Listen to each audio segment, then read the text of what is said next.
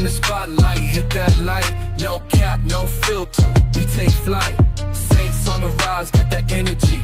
Tune in to our podcast, feel that synergy. New Orleans pride, we never fall. Subscribe to the vibes, we gon' ball. Subscribe, hit that bell, join the hype train. No cap, no filter, we breaking every chain. In the heart of the city, Saints reign supreme. Live the dream, we living it clean.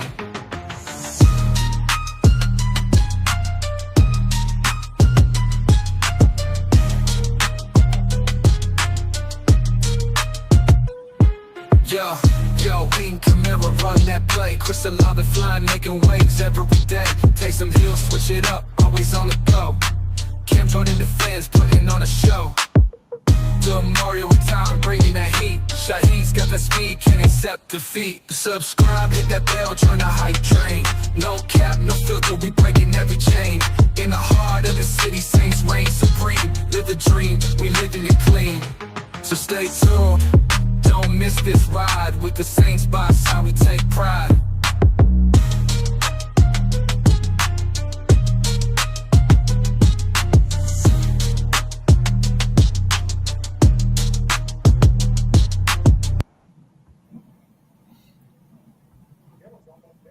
All right, what up, Who That Nation? This is No Cap, No Filter Saints. I'm your host, Marley G. Back at y'all under the episode. We got my main man, Brian, back on the show. We got Rainey on the show. We about to go ahead on and get into this topic of discussion, man. First of all, the Saints, man, we fell short 20-19 versus the Commanders. Very heartbreaking loss to a lot of the people of the Who That Nation out there. Some people, they felt like it was a win because it didn't mess up the draft position. Some people, they wanted Snake to go out there and just get that win, especially with the benching of Jake Hayner. So for all the Snake fans out there, they just wanted to go get that win, boy. But it didn't happen, man. We fell short 20-19 with Dan Rizzi being a real ballsy type of head coach he is, that Dan Campbell mode. He went for the 2-point conversion. We didn't get it and just fell short, man. Let me go ahead and get you guys started. Let me go ahead and start with B, man. What's your overall thoughts of the game, man? It really was, bro, like a win-win-win situation for me, man, because personally, I mean, I might sound like the biggest hater in the world. I could give a damn if I do or not. I wanted to see Jake fail. And I didn't want to see Jake fail for the sake of seeing Jake fail. I wanted to see Jake fail because when we look at what happened with Spencer, bro, being out there, his first couple of starts, pretty much with a makeshift offensive line, no real weapons out there to get the ball off to, man. And he kind of, outside of the Tampa game, he struggled, against two of the better defenses in the NFL, Denver, and of course, at the time, the LA Chargers were as well. And so many people basically just threw rocks and stoned the man that I felt like, you know what? I wanted Jake to start. I wanted Jake to struggle, and I wanted to kind of give them a taste of their medicine that, basically kind of push it back in their face, like, see what happens when a young quarterback struggles. And everything happened like that. Jake did. To make matters even better for me, not only did Jake struggle and look absolutely horrendous, but Spencer came in and Snake was doing what we all knew that Snake had the talent to do. Amazing what happens when you give him an offensive line and a couple of weapons to work with. All of a sudden, he looks like a competent quarterback. Now, by no means was he, an all-pro out there. But at the same time, he looked exactly like we thought he would for a rookie quarterback with a strong enough game plan and the confidence to go execute it. And then, of course, man, I guess my cherry on top, man, of my Creole Creamery ice cream, bro, is the idea of the Saints lost the game. I didn't want them to win. I want them to lose. I want them to lose as many games as possible. One, because I don't want Rizzi to come back as head coach, and two, because it improves draft position, which may be the only thing the Saints can do to lure a good coach in. Because with the salary cap being the way it is, the roster being of aging, you better get a high draft pick in order to entice a coach to come here. What did you think about the 2-point conversion? The call. They're a 4 or 5 win team. I don't give a damn if they go for 2 after every possession. It ain't like it's gonna make or break you on the season. The season was over a long time ago. The season was over before the 7-game losing streak. It was over long before then. So I mean, if you a 4 or 5 win football team, go for it every time. Instead of kicking field goals or extra points for as I care. You ain't got nothing to lose. Play with house money. Before we get to Randy, like, what do you feel about going for it for 2? Just like even if the Saints were a winning team this season, or just a team that's winning in general, like in that situation, like more and more coaches are just starting to go for it. Like, what's your take on the whole going for it for two instead of taking the points? I think it depends on your team and the situation. Because in the situation that Darren Rizzi was in, again, you playing with house money. You got nothing to lose going for two right there.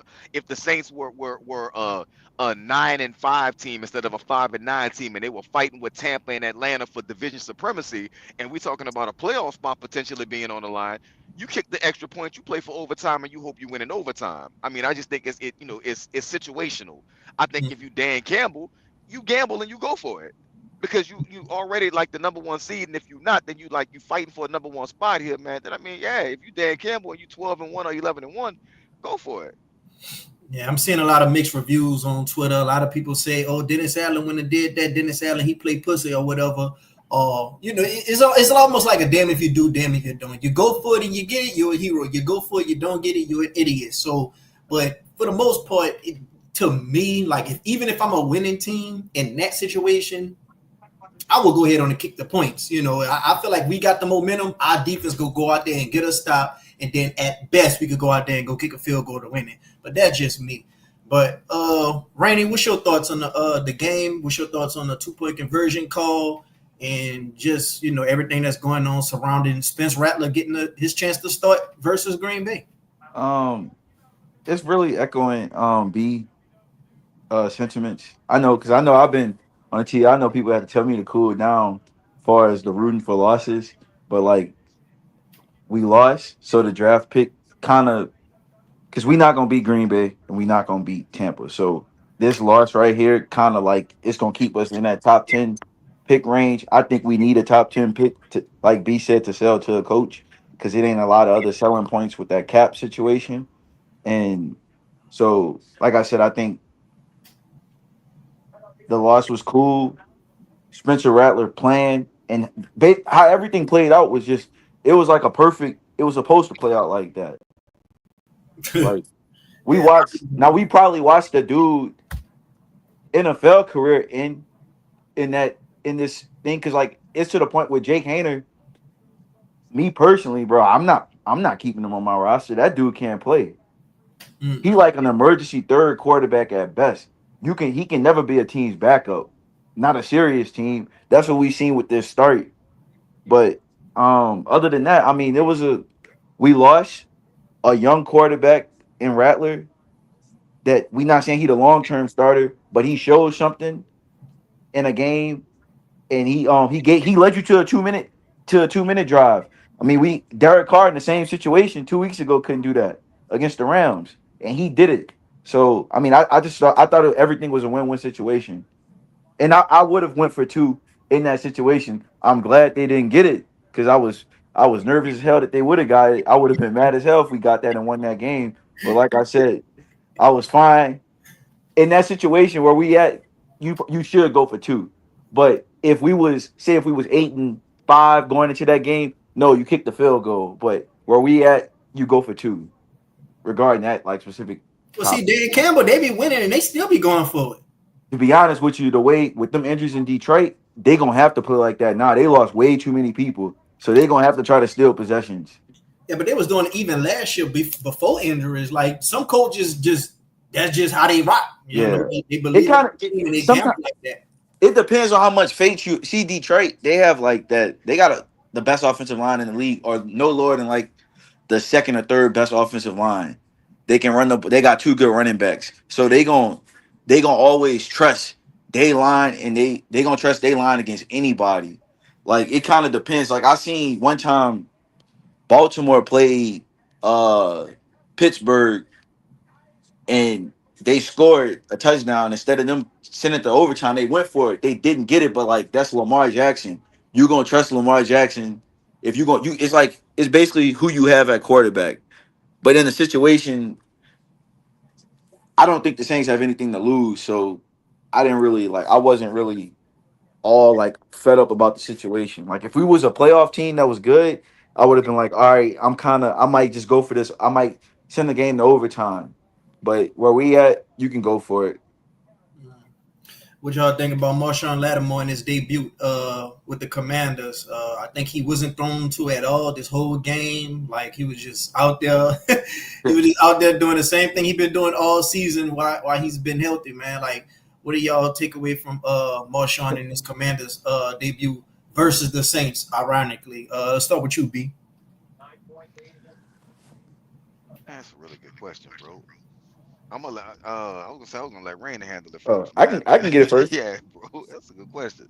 I just thought it was a continuation of, like you said, what's been going on this year. Just throw at everybody else, and he just clamp your side. Like I thought I think this been one of his better years. Like in the games he played, he don't have the stats to show it. I think he only got like 2 or 3 pass breakups, but like they ain't throwing on his side, so he must be doing something right. It's gonna change this week because they play AJ Brown and Devontae Smith, but I thought it was a good look for him because I know some Commanders fans, they was starting to get they was like, man, when this dude gonna play?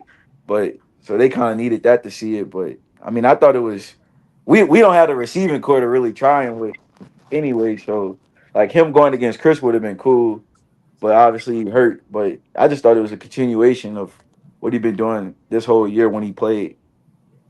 See, that's why I'm glad I went after Rainey, bro. Because I'm actually I'm confused and I'm conflicted on how to really feel. Because it's kind of what Rainey mentioned a moment ago. The Saints really didn't have the weapons to test him, so you really don't, especially in a game like that for Marshawn, because Marshawn should have been rusty.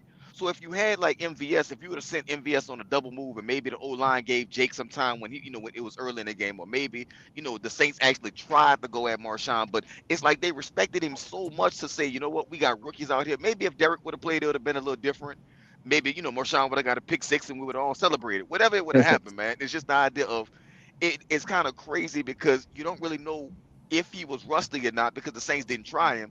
So I think what Rainey said is ringing ringing true, man. Like he gonna get tested now. But I would have loved to see the Saints go after him to at least see if Marshawn wasn't, had a little bit of rust. Send MVS on a double move, see if he would have bid on it. Maybe you play a little more aggressive, but they respected him so much. I really don't know how to handle what I saw. All right, well, we're gonna kind of piggyback off the Marshawn Lattimore topic. Marshawn Lattimore, he's gone. Adebo, he's out for the season. You got Dennis Allen gone, but you got Joe Woods at the helm. You got Joe Woods versus the Commanders. Cliff Kingsbury. You got Jaden Daniels. He's a candidate for the MVP. It's looking like Josh Allen or Lamar Jackson gonna run away with it, but held them to 20 points, man.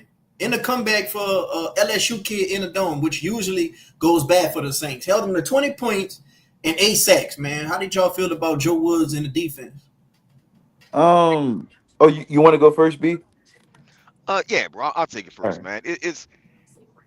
I wasn't mad at the effort by the D line. I think ever since Brian Young has gotten in charge, man, you've kind of seen a resurgence from dudes like Cam Jordan. Tano Passanio will be back this week. Brian Brzee actually looks, competent. I mean, we all know he has the pass rushing skills, but the run stopping is what he really needs to improve. That being said, man, you getting 8 sacks on a Jaden Daniels ain't nothing to sneeze at all, man. Demario, looked like a warrior out there. So I mean, and of course, for the most part against a team like Washington, man, who has weapons, and they can stretch the field.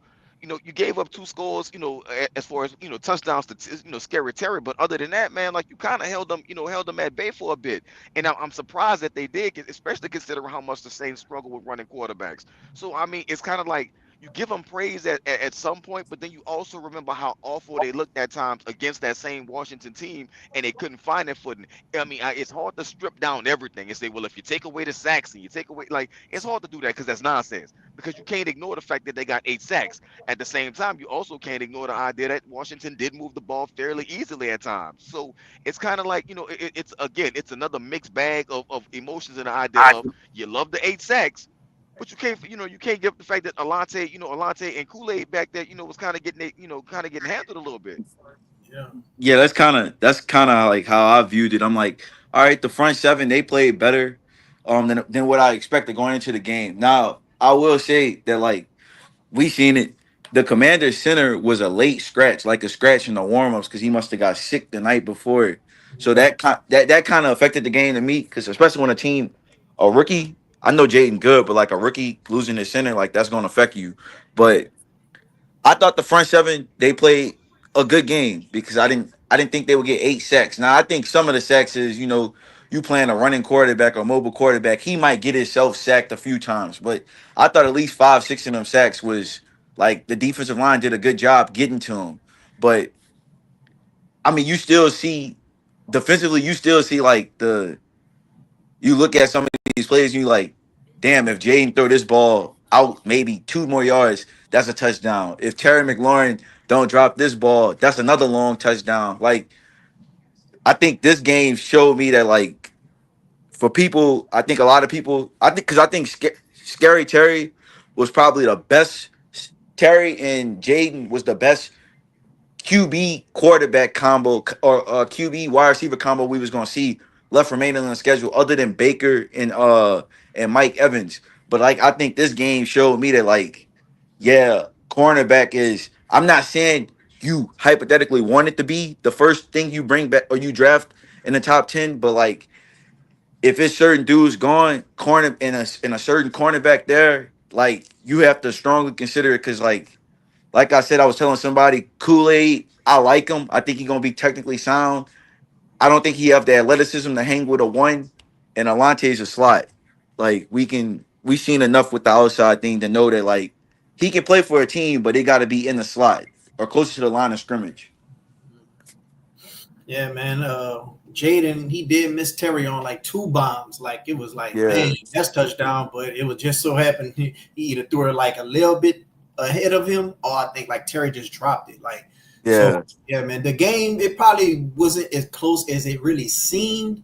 But 8 sacks, like B said, ain't nothing to sneeze at. Like I'm wondering, like, did he cook up them sacks? Like, did he scheme them guys to get open, or was it like a lot to do with the commander center being out? Like the center when the center be out, like the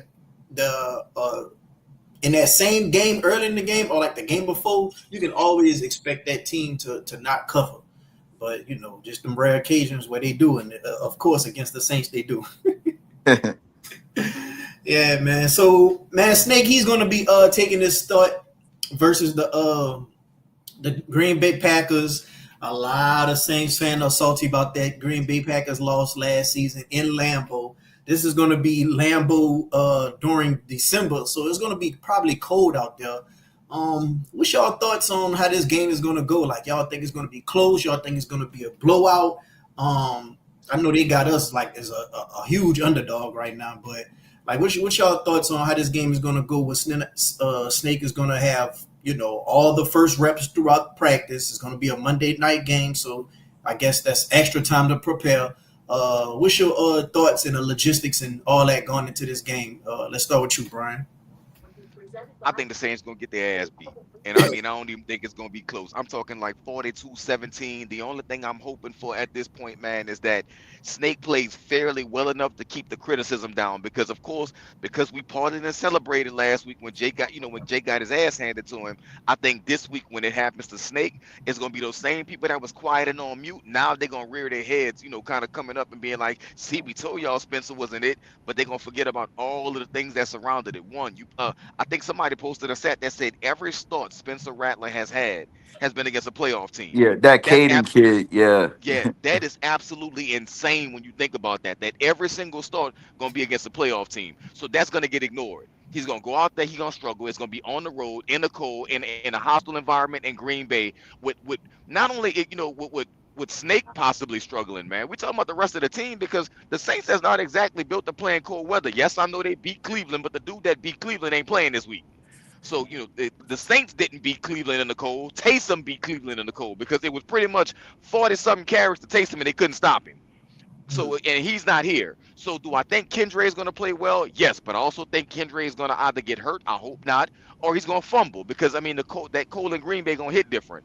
I don't think many of those dudes are used to playing in that type of weather. I don't think they're going to be playing against a team that's as talented as Green Bay because Jordan Love might be the best quarterback they faced this year all around. I mean, I know Jaden has talent, but all around quarterback, Jordan Love might be the best that they face. And they're playing a Green Bay team with a lot to play for. So I think they're going to get their asses beat. But I don't think it's going to look like it's gonna look bad, but it won't look as bad as it should. Like I think Spencer, as long as he can kind of keep it relative to what he did last week, if he's 10 of 21, 2 touchdowns, his yards are pedestrian, 2 touchdowns, 202 yards, something like that. Then as long as he has an efficient game, I don't need him to have eye popping stats because the Saints about to get walked. And it's not even gonna be close. It's gonna be a bad one. And I mean, Rizzy Ball gonna get, gonna experience exactly what it's supposed to playing against a real good team, and it won't because I mean, when you think about Dennis Allen, Darren Rizzi, everybody, they seem to play better against lower competition. But every time it's time to step up in competition, it doesn't work out well. This will be another example of that. Yeah, I looked at the first thing I did. This is overall as a game. When I seen the schedule, I was like, I had more faith. This was in the schedule comes out this third week of May. I had more faith that the Saints had a chance to beat the Chiefs in Arrowhead on a Monday night. Even with the Chiefs, we know how the Chiefs get every call in the books. I had more faith they can beat the Chiefs than beat the Packers the day before Christmas Eve. And this was assuming that Derek Carr was the quarterback. And like he's gone. I know he plays like shit in the cold. I think B you said what 0-11? 0-11, Nicole. Yeah. I know he plays like shit in the cold. And then like so you send a Spencer Rattler starting at Arrowhead in the it's gonna feel like 11 degrees when the game start. Probably no Elvin Kamara along with the litany of other injuries. Like, yeah, that's Green Bay should beat the shit out the Saints by like 3 touchdowns. I just hope in Spencer case, don't turn the ball over, or if you turn the ball over, just keep it at a minimum. You got like only one turnover. Try to be as efficient as possible. But really, I think we need to run the ball. Just run the ball. Try to help the kid out. Run the ball. Shit, give Kendra Fresh, man. Give him fucking 30 touches. Like, let Jordan Mims be the backup running back because I've seen enough of Jamal Williams. So I just hope the game go as good as possible because like man, we can say it, man. There's a lot of fans that like it was fans. You just read stuff. I don't even follow some of these people. Like they'll tell you that Spencer wasn't even an NFL quarterback, and like Jake was like this Chase Daniel level backup, even though like he's not good. And I just hope Spencer can show enough to where nobody's like or people not down on him like how they were. Even though I think they were over exaggerating anyway, because he was in a situation where he played like 5 plays with his best receiver, and he was his interior, the whole interior of the offensive line when he was a starter wasn't in. Like he's a rookie. He didn't play good, but he's a rookie. You gotta give these guys a grace period. And I don't think our fans do that at all. I think they was like you seeing fans say, man, that's some of the worst quarterbacking around NFL in 10 years. And like I watched Nathan Peterman play before in a game. I watched him throw 5 picks in one half of a game. And you telling me Spencer Rattler was the worst QB you ever seen in 10 years? Like, come on. So I just hope that ideally, I hope Spencer Rattler can do enough to cover the spread. But other than that, like just play a good game for the circumstances you in, because these not good circumstances. And then think about this. Y'all said that he played nothing but playoff teams. Man, we played against the Bucks. He played against the Broncos, who looking like they probably got the best defense in the league right now. And then he played The against the Chargers Chargers, defense. which the I know Bucks. I know they got whooped on by the Chargers, but I know they got whooped on by the Bucks, but the Chargers defense pretty much been good most of the year outside of like 2 games. Yeah, and I'm just saying the Bucks just beat the sleaze off the Chargers, and they're just another nod on Liam Coleman belt. So Yeah. it's like, man, it's looking like Liam Coleman. He probably could come up in here and cook up some stuff, bro. He got that boy Irvin, that boy Shepard, that boy White. He got them toting that rock out there, bro. I don't know what type of schemes he be doing, but if he could cook up some of that with Miller and AK and possibly Taysom, shoot, man, I probably got to get a piece of that, bro. I don't know how he is as a culture builder. I don't know how he is as What a y'all think about what? I got a question though. What you think about Taysom? Because I'm of the mindset I don't think Taysom should be on the team next year. Just me personally, with the injury history that he got. Like I think he tore everything in his knee. This is not just a basic ACL tear. Like I really don't think he should be here, but that's just me how I feel personally. I mean, for me, bro, I think there's time for Taysom to go ahead on and hang it up. I mean, from college to now, that man has probably had more surgeries, operations, and seen more ERs and more CAT scans and MRIs than anybody else, man. I mean, and again, this started from college. At Yeah, some point, it's time to call it quits. You've made your money. You've proven your point. The only thing that he hasn't accomplished that he wanted to accomplish was becoming a starting NFL quarterback, and he started games in the NFL. So, I mean, you yeah, didn't get the chance to be the guy, but you started games in the NFL. There's nothing left for you to prove, man. Go home to your family. Like you getting busted up on a bad team. Earlier this season, you basically carried the team. You a 34-year-old that was the entire offensive, linchpin for a new offensive coordinator, man. I'm like, nah, bro. It's time for Taysom to hang it up. And I'm not saying it because I'm trying to be ugly about it. I'm saying it like, how many more injuries do you need, brother? I feel the same way about Chris Olave. Like you don't need any more concussions. Now I know Brandon Cooks was able to bounce back, and he had a multitude of them in a short period of time. But Taysom is a little bit different. Olave a little bit different situation. Taysom then got banged up too many times, too many different parts. It's not the same thing, man. It's like a game of operation. You pick a thing and you probably could, hit it. Taysom then had surgery there. And as far as Olave is concerned, he's not a bigger dude, man. You know what I'm saying? He's not a big dude. He take too many more concussions. It could be, life altering. So yeah. for me, man, I like to see them brothers step away before it's too late. But they gladiators, so they don't Yeah. know how. I, So I I think the don't Saints need to make the decision for him. I don't think Olave should retire, but I think it got to be a certain circumstances that he got to play in to like continue his career. Like you can't he Like not playing with Derek Carr. that's one of them. That's obviously one of them. Another one is like you can't play in an offense to where like you have no big receipt. Like the Saints losing Michael Thomas. It's not that Michael Thomas to me was clearly like a diminished player from like what we seen last year. The version of Michael Thomas last year is clearly a diminished player from what he was. But like his body type protect them others like them other guys on the team, particularly Chris, because Shaheed can't run routes, so Shaheed not gonna be able to do stuff that Chris and Mike can do. And like Mike being on the team helped Chris from going across the middle and taking punishment of an extra wide receiver. The man is 6 foot, 187 pounds. I know he gained some weight, but like he's still even a guy like him, that's like Brandon Ingram gaining weight. They still slim dudes, even if they put on weight, they still gonna be slim dudes. You got this guy with the potential to take like the punishment of an X. So I think with him, either he gonna have to play for another team or he gonna have to play on a team where like you get, and it's not even about to me being a number one receiver. You have to get a true X receiver on a team so this dude can go play the Devontae Smith role, because you can't have this dude playing a AJ Brown level role and he not built like AJ Brown, or he not built like in Seattle. They got JSN, his teammate in college, and JSN line up everywhere, but they have DK Metcalf lining up as the X, and like that's DK Metcalf. His body type can take punishment that them other guys can't. So I think that's one of the ways that he can continue playing here. But if not, I think that it would be best, and he gonna have trade value even with his concussions if he gets to another place.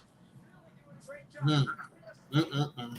Boy, But me personally, I wanna keep him because that's a talented player, and he do a lot of things well, and I think that he'll work well. That's a player that when you have a young quarterback, like we're gonna have potentially, you want guys that just they know how to play football. They know how to get open and get in the catch rate, get in the vicinity of the quarterback. And I think he one of those guys that I would want to play with a young quarterback. But we gotta build the team out. That's what I'll be telling like a lot of fans. Like the Saints, I don't know what they do. To me, the coaching search not the biggest thing. It's like what happens in the front office, because I just think that like we need we need change everywhere as far as like the scouts, GMs, all that. So I want to see how they really construct this team, because this team is just very poorly built, and it's been poorly built for years.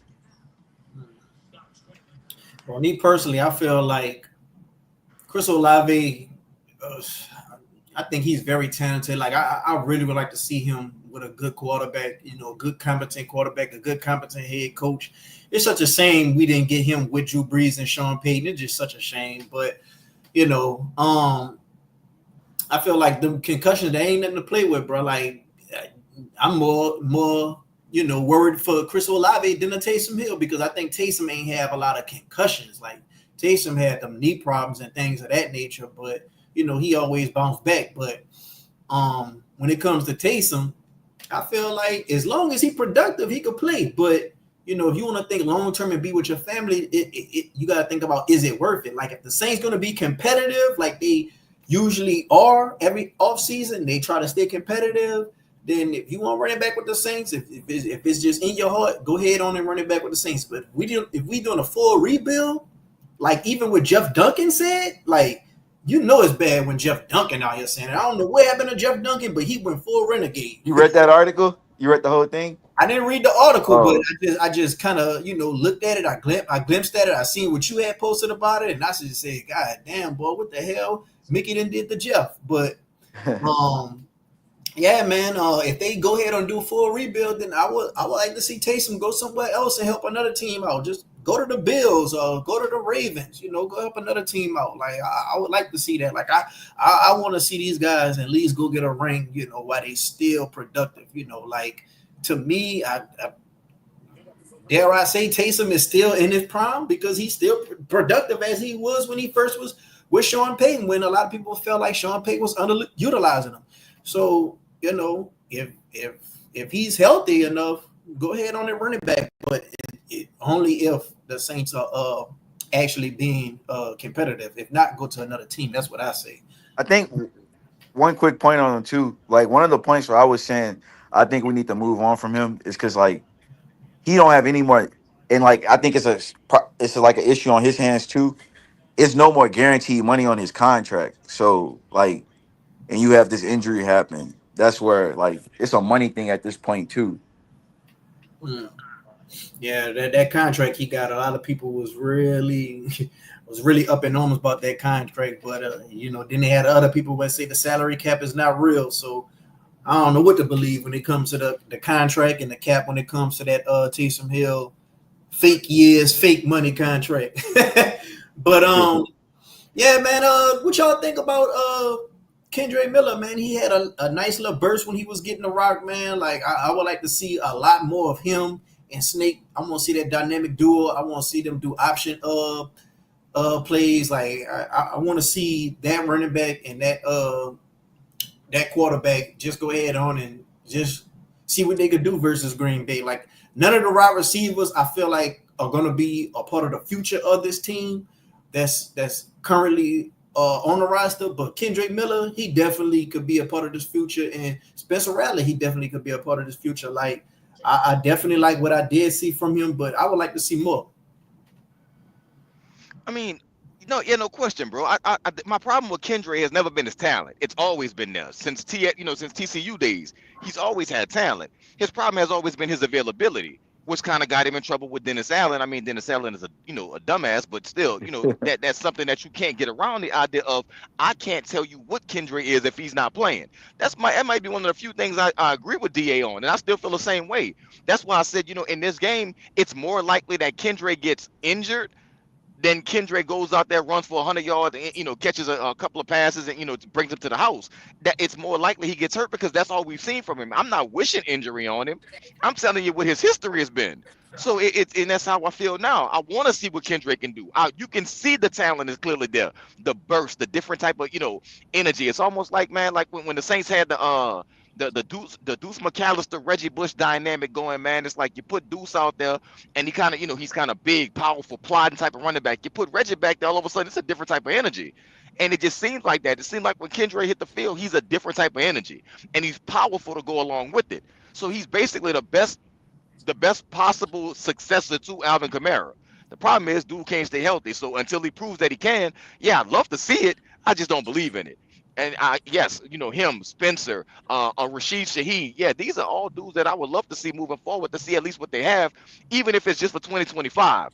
Because in 2026, if you feel like one of the quarterbacks in that draft that we're going after, and Spencer hasn't shown you anything that that would stop you from drafting the quarterback, you go ahead on and you do it. I wouldn't be mad if the Saints drafted a quarterback in this draft. Because, again, for as much as I love his potential, Spencer hasn't proven that, you don't draft a quarterback yet. Now, if he go out there and he ball out against Green Bay and the cold and the elements in the game and they're supposed to lose and lose badly, okay, maybe you got a little something that you can slow down on that quarterback talk. But yeah, I mean, I'd love to see it, but they got to prove it. I'm not giving out anything, especially with the way this team played over the last couple of seasons. You're not getting nothing. You got to earn everything. Marlon. So, regarding Kendrick, I mean, I just want the guy to just show something. Like, I still, to me personally, if the right running back was there at a certain point in like the mid rounds, the third, fourth, and fifth rounds, like I'm still bringing another guy, but like I want him to show something. Like, so I hope he plays well. I hope he stays healthy. And me personally, as if I was the coach, I would give him the ball more because I think Elvin is beat up. I think we can kind of see it the past couple of games. I wouldn't play Elvin this week, especially with a groin pull in cold weather. Cold weather not gonna help a groin pull. So I wouldn't play. I would hold him out until at least to the Raiders game. I know he want to get his 1K. I think he'll get it, but like I How just far is hold he him away out. from I think 50 yards exactly. you? Yeah, Okay. I wouldn't play Elvin this, and I'm not playing Elvin in cold weather because the cold weather with a soft tissue injury that ain't gonna help it.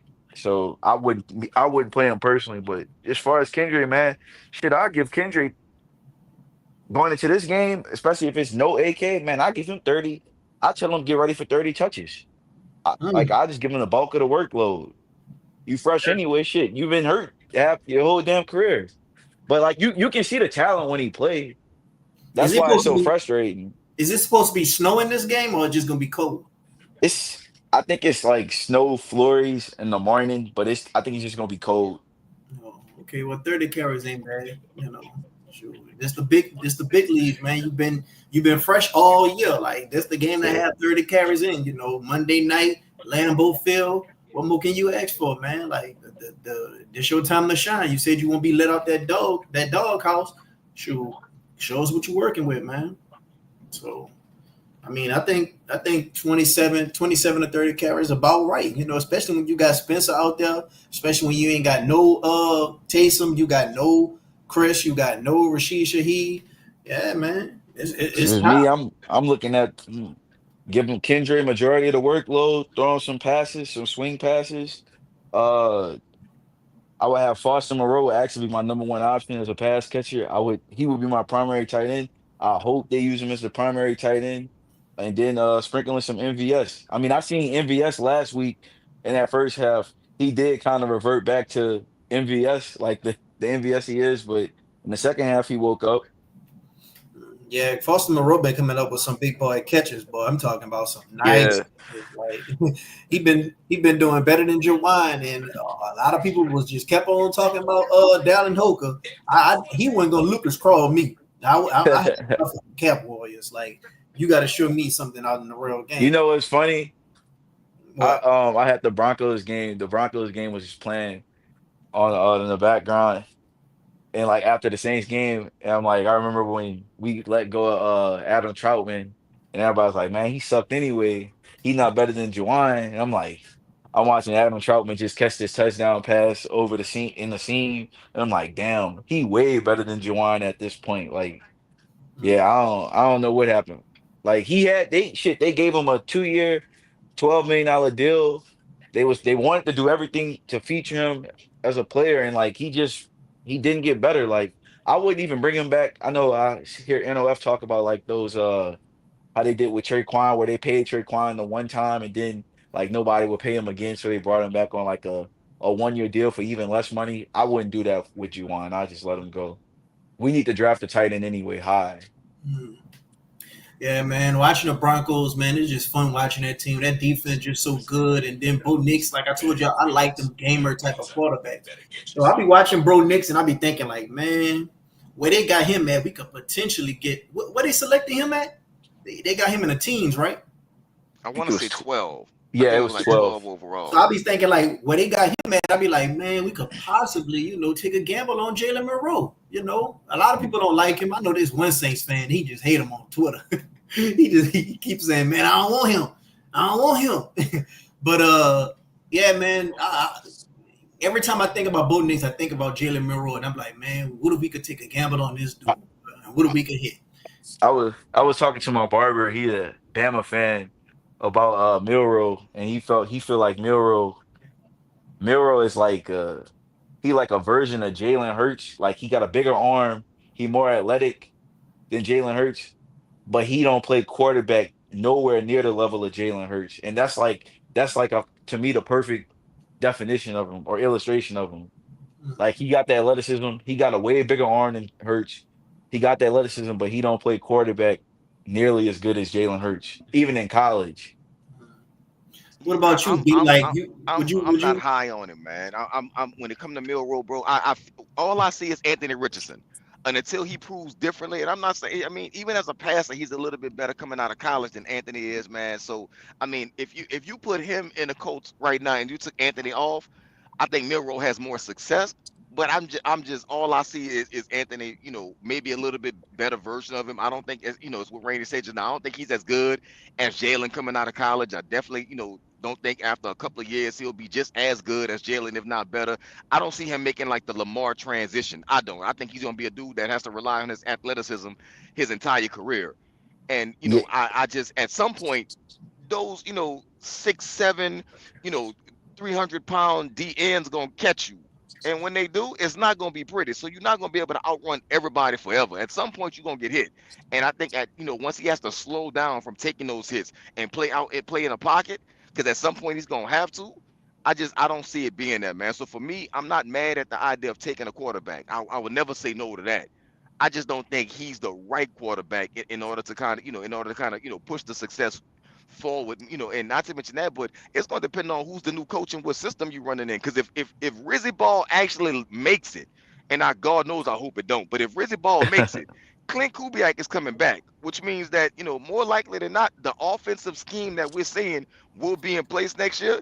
And it's not going to be like, well, it's my second year in the system. All of a sudden, I'm going to play better. I don't think that. I don't know if Clint can cook it up like that. So for me, I think they're going to need a dynamic quarterback. And I don't know if Milrow is that.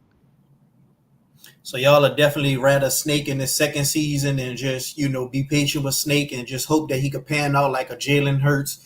Well, after a few years, Jalen Hurts the light came on and you added some weapons like a Jordan Love. He just been sitting behind Aaron Rodgers for a couple of years. You added some nice speedster weapons. You added a good, well, not added, but you have a good head coach that's coaching him right. Y'all rather stick with Spencer Rattler over Milrow. that's yeah. I wouldn't. Yes. I think at this point, like looking at the draft, even it's guys because it's guys that went back to school. So you had guys that decided to stay in school for another year because they will get overdrafted in this draft. You see some talent in them. Like I know people talk about Nussmeier, like he's not a first round pick right now, but like you see talent to where like he can be a first round pick. Even Penn State quarterback, you see the talent where he can be a first round pick. But those guys stayed in school. So you got Shador and you got Cam Ward. They go into the Raiders and the Giants, and then you got Milrow, and then you have Quinn Ewers and Carson Beck. Quinn Ewers and Carson Beck, they kind of out of eligibility. Them dudes is not good. So like they like dudes you draft in the third round. Milrow at least got the running ability, but far as like the playing quarterback, I couldn't do it. So I'm glad that was one good thing, one good move to me the Saints made is taking a quarterback. I'm not really a fan of drafting the quarterbacks in the fourth and fifth rounds, but if you do it, you get one that have like a trait that's like you can see it. And with Spencer Rattler, he got a nice arm, and you can see that. So I'm I'm on the like idea of if they moved on from Derek Carr, which they should.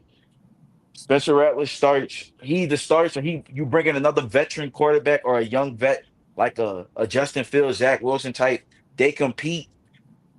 I would cut Jake Hayner and then I would bring in like a.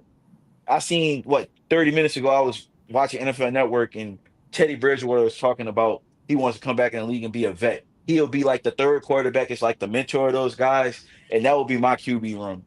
Me personally, have like an old guy like Teddy Bridgewater he obviously he the third guy, and he's like the vet, the mentor, and then you'll have like Spencer Rattler in like a competition with another guy like a Zach Wilson or a Justin Fields type, and you just go from there. and you evaluate. If none of those guys are the guys after 2025, then you draft a guy, or you'll be in position to draft somebody while you reset the cap.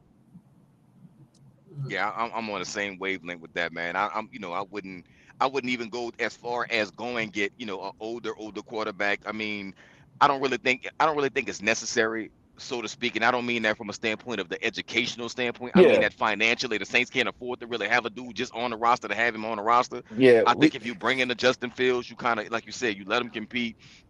uh Maybe you draft a quarterback if nothing is, if somebody's there in the later rounds that you kind of want to take a flyer on, maybe you do it like that. But I mean, I'm not 100% opposed to it. I just believe if you're gonna go and get a vet, then go get your vet and rock with Spencer. Like I would say, like for lack of a better way of saying this, a Andy Dalton type. You know what I'm saying? yeah, Like, you go get yourself a Andy Dalton, you a dude that has no threat on whatever quarterback you want to start, but he is there in case you need him, and he can, he doesn't mind. Because I know Ryan Tannehill basically was like, I'm not here to give no rookies no damn education. I'm not trying to train them up. I'm not trying to help them.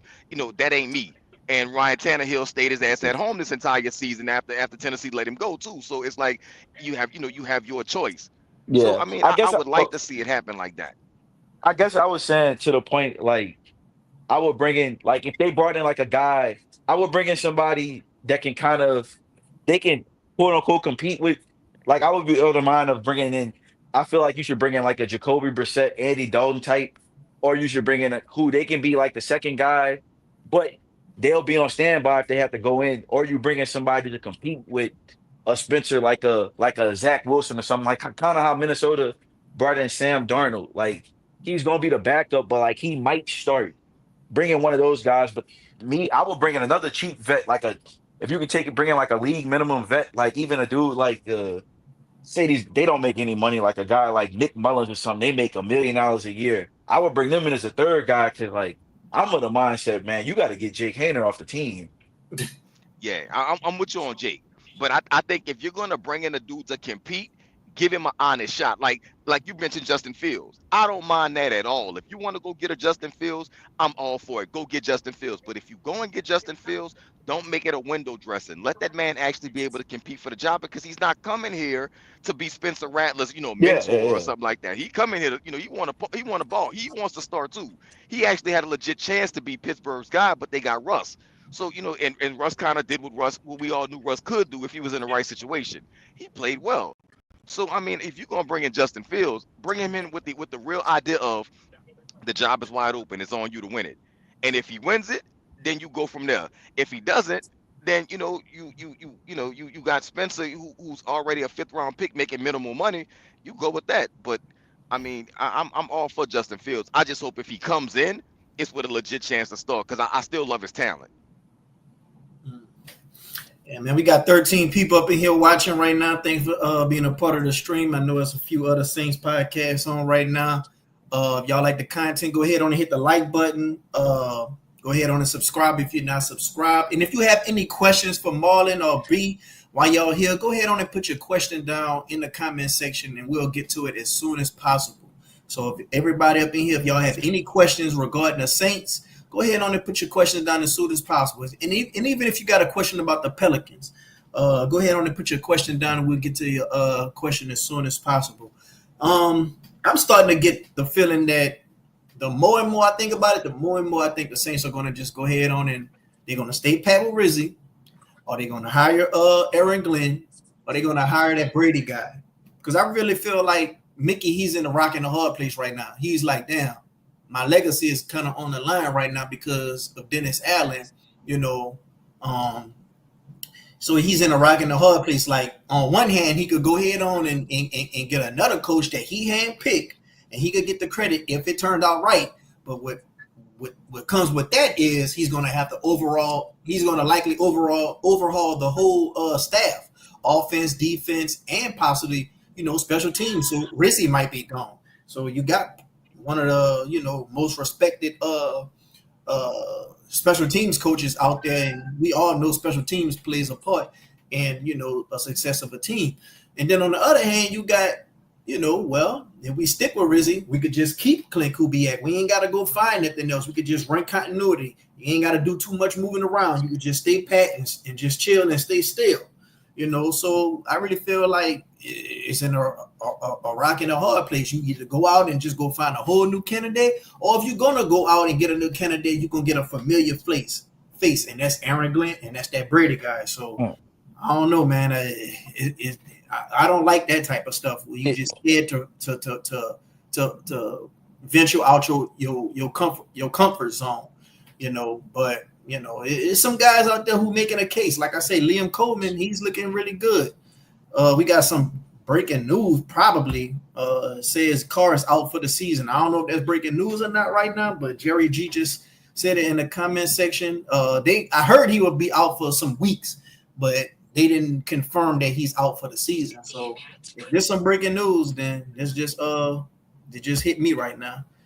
But yeah, man, what y'all guys feeling about the coaching search right l- now when it comes to Mickey and Let me take that one first, B. Go ahead, yeah. Knock yourself off, fam. Me personally, I think we finally hit the breaking point where like that again, I told you for the longest, Ma, I don't have a problem with Aaron Glenn. I like Aaron Glenn. I think he would be a good NFL coach. I don't know. Joe Brady, I like him too, but I am a bit cognizant on them dudes that's playing with them mega ultra elite talent quarterbacks like Josh Allen. I feel like if you got a quarterback like Josh Allen, Lamar, and Patrick Mahomes, like it's kind of hard for me to like look at. I got to look at you a certain way because like, are you a product of them? Because them dudes is Hall of Fame talents. But I think we hitting a point like far as like that. I know, and I know you don't like Jeff Duncan, but like he wrote a really good article the other day about like, man, this team need to be reset at every level. You got NOF saying this team need to be reset. I would listen to Bobby Heber's show or post game show yesterday. The Breeze, he's talking about the Breeze era. You got to the Breeze Payton era. You got to take it, and it's like you got to lower the casket and bury it, and then put the tombstone over it. It's over. Like a lot of people prominent in the local media is saying, man, you can't keep running like this. So like, I don't know, man. I just feel like everything up in the air as far as how this team going really be shaped into the future. Cause like the continuity thing, you can't push that anymore because we 4 years in after the Drew Brees era, no playoffs. Um, in the article, I think Jeff Duncan pointed out you 4-18 against teams with winning records the last 3 years. We play two more teams with winning records in the next 2 weeks. You're gonna be 4-20 against teams with winning records in a 3 year stretch. Like none of those selling points that they had about continuity and keeping this thing going, like they can't sell it on the fans anymore. Even the fans ready for a rebuild, like reset, rebuild type strategy. So, like, I just think everything remains like up in the air. Me personally, Yeah, man. I'm not the biggest fan of Jeff Duncan. That's for damn sure. But I do agree that it's time for the pressure washing. That's why when it comes to the coaching search, I don't think Mick is in between a rock and a hard place. I think the answer is very much right there in front of him. He just doesn't want to take it. So this is another example of Mickey being defiant. If Aaron Glenn, who's high on Mickey's list, and I think that's the worst kept secret in football, that Mickey loves him and wouldn't mind hiring him as head coach. You had that opportunity. You passed on it for Dennis Allen. So to me, what it keeps feeling like is Mickey is trying to like love Sean without loving Sean. It's almost like it's almost like when you see a person, man, that's still not over their ex. So quick little thing, man. When Reggie Bush was dating Kim Kardashian, and everybody kind of the popularity came with it because he's a Heisman Trophy running back or whatever like that. She's of Ray J fame, so she's out there stuff like that. So the minute Kim Kardashian and Reggie Bush broke up, the damnedest thing happened. Reggie Bush went and got a woman that looked just like Kim Kardashian, odd as hell, but she looked just like Kim. So it was almost like he was not with Kim, but he was still with Kim, and that's what it reminds me of when it comes to Mickey Loomis. It's amazing that Sean Payton is no longer there, but everything about you still wants to be tied to Sean Payton, and that's the guy that you're trying to separate yourself from because you don't feel you got the proper credit you should deserve for helping build a Super Bowl winning team. And that is why I don't understand why Aaron Glenn is at the top of the list. I don't understand why Joe Brady's name is even being mentioned. And I don't understand why, there's always got to be some type of Sean Payton type of connection when it comes to him. And I'm like, if you really want to say I'm going to rid myself of everything that Sean built. Then why the hell are you looking at people that coach under Sean or have that affiliated with Sean in some degree? So for me, I'm like, go and get your guy. Go and you want to duplicate Sean. You want to show Sean you know what you're doing. Go find the next Sean Payton. Go hire your Ben Johnsons. Go hire your Liam Cohens. Go hire I want to say his name is Mike LaFleur from the Rams. Go hire one of these guys if you want the next Sean Payton, and then show Sean Payton, see, I can do it without you. But hiring Aaron Glenn, hiring Joe Brady, you're not showing me, you found the next Sean Payton. You're basically saying, I still love you and I want you, I just can't have you. So I'm gonna go get somebody that reminds me a lot of you. Mickey has a type. And I'm tired of seeing it. So it's not a rock and a hard place. You know who's in between a rock and a hard place? Gail Benson. Because Gail Benson has the honor of, do I honor my late husband's wishes by keeping this clown around, or do I drop my titties on him like I did when I had to fire Dennis Allen? And she drop her milky ass white old dusty titties on him, and she fires Mickey Loomis or demotes him. One of the two. But one of those things happen. That's who's in between the rock and the hard place. Saying Gail that Benson. that's yeah, that's how I view it too. Cause like everybody keep talking about, well, who's Mickey gonna hire? I don't think I think this bigger than Mickey. So like I think this gonna have to be like a Gail Benson hire because like this organization gotta be reset from the cap to like everything. They exhausted everything.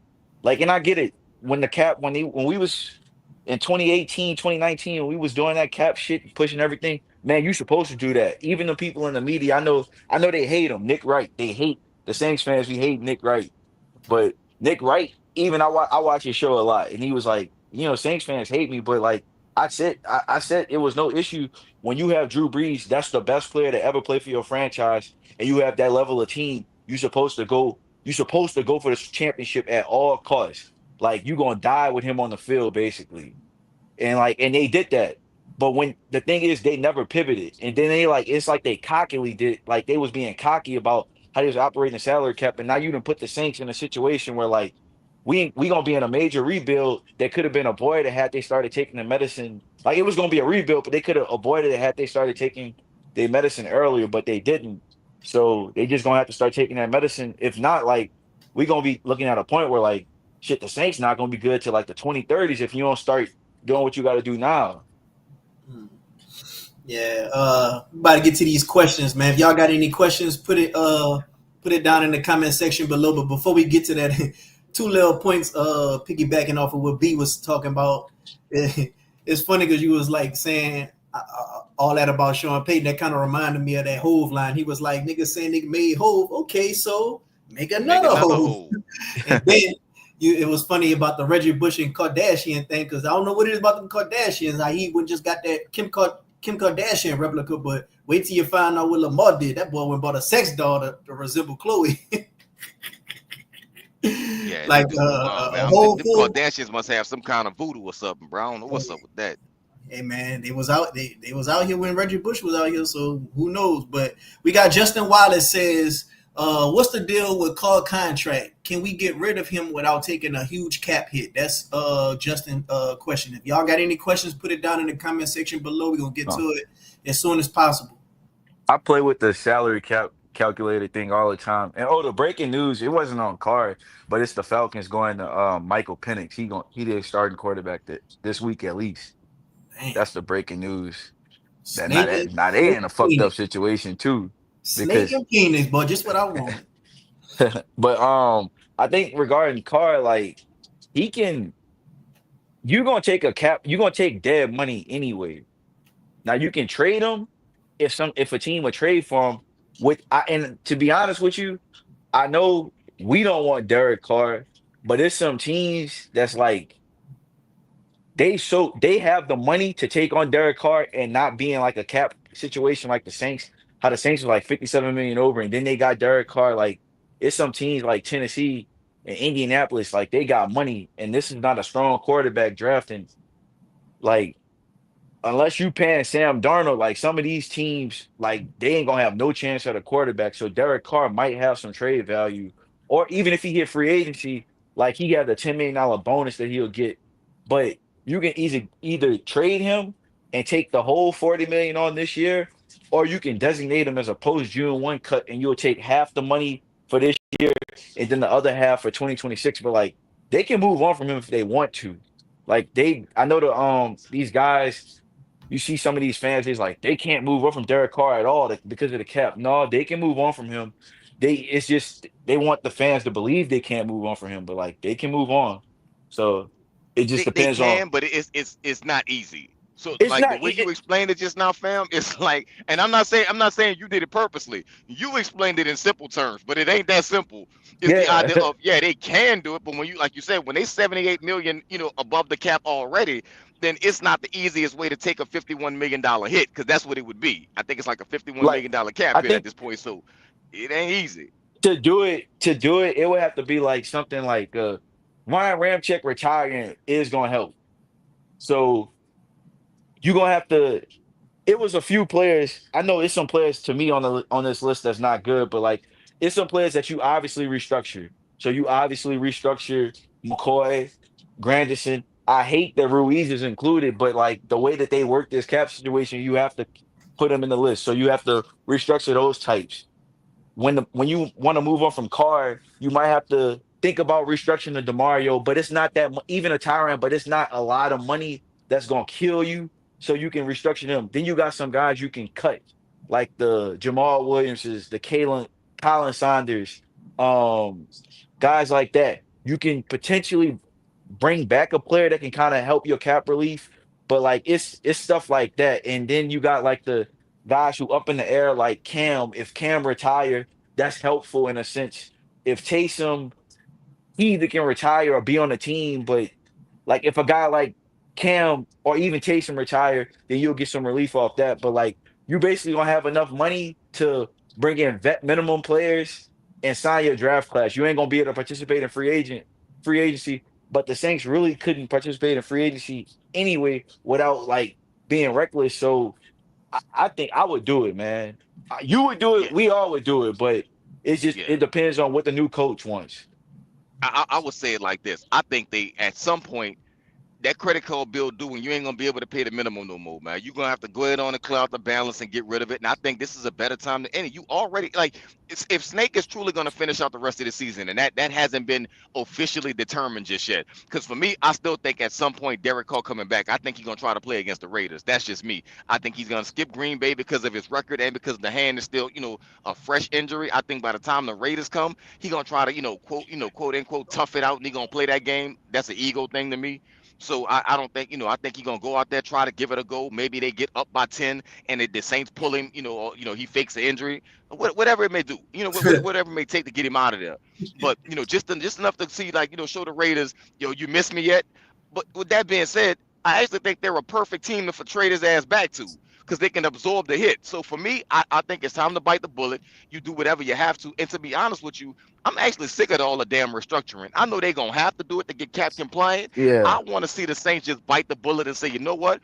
We're just going to go ahead on and play dead because now is the perfect time. You have a rookie quarterback you can play under. You have some of your young core skilled players under contract. Chris Olave is under contract. Rashid Shaheed is under contract. You can bring an MVS back on a 1 year deal, but you have, I'm not saying that they're world beaters, but you do have Bub Means and guys like that are on the, that are on the men coming back. So if you want to just say, you know what? We might be a shitty team next year, but we got to fix the salary cap at some point. So we're gonna do it now while we have our rookie quarterback. We're gonna do it now while we have Kendre Miller under contract. Jamal Williams will be gone. So Alvin will still be here, but that's a situation in which you kind of let Alvin ride off into the sunset under a last year, with the understanding that Kendre is gonna be the bell cow, you're gonna be the help, and we're gonna get a third running back somewhere in either undrafted pool or late in the draft. So I mean, at some point, just go ahead on it, man. Just do it. Just dive right in.